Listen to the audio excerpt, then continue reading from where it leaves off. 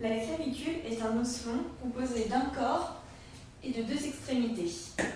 Il a une forme de S allongée avec une première concavité postérieure et convexité antérieure, et vers l'extérieur, une concavité antérieure, c'est-à-dire convexité postérieure. Cet os est aplati du haut vers le bas. On possède donc une face supérieure et une face inférieure, ainsi qu'un bord antérieur et un bord postérieur. Cet os est bien plus aplati vers le côté extérieur que le côté intérieur.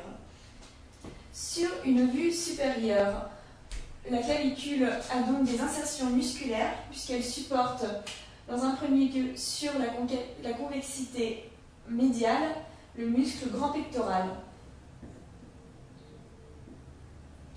Sur le bord extérieur, elle porte l'insertion musculaire du muscle deltoïde. Sur la convexité postérieure du côté externe, il y a l'insertion du muscle trapèze. Enfin, il y a aussi des insertions tendineuses sur la face supérieure.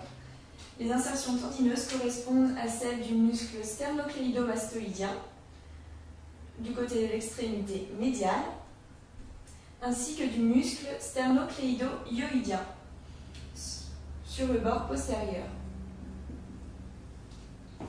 Sur une vue inférieure, on peut noter aussi de nombreuses insertions musculaires. Ainsi, le deltoïde déborde. Le deltoïde qui se situait sur la face supérieure, on le retrouve sur la face inférieure. À côté, nous avons le muscle subclavier, qui est en fait un muscle qui s'insère dans une gouttière bordée par deux berges osseuses. Les insertions tendineuses sont nombreuses. Il y a l'insertion du ligament costoclaviculaire, qui est un ligament qui va unir la première côte à la clavicule. Elle se situe sur une petite tubérosité, c'est-à-dire un petit renflement osseux. Le muscle sternocléido-hyoïdien est le muscle qu'on retrouve sur la face supérieure au bord postérieur et qui va déborder sur la face inférieure. D'autres ligaments importants sont le ligament trapézoïde, qui a une forme triangulaire, et le ligament conoïde, avec une insertion ovalaire. Il y a des facettes cartilagineuses qui permettent une articulation avec le tronc et avec le membre supérieur.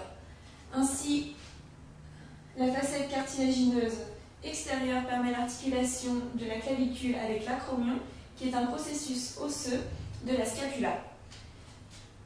La facette costale est une facette qui se situe à l'extrémité intérieure et qui permet l'articulation de la face inférieure avec la première côte. En regardant plus en détail sur une vue arrondie de l'extrémité intérieure, nous avons toujours la facette costale qui est reliée à la facette sternale.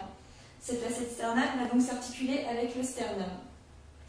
Cette articulation est munie d'une capsule articulaire qui va permettre de joindre bien le sternum à la clavicule. Et cette capsule est renforcée par trois ligaments qui sont les ligaments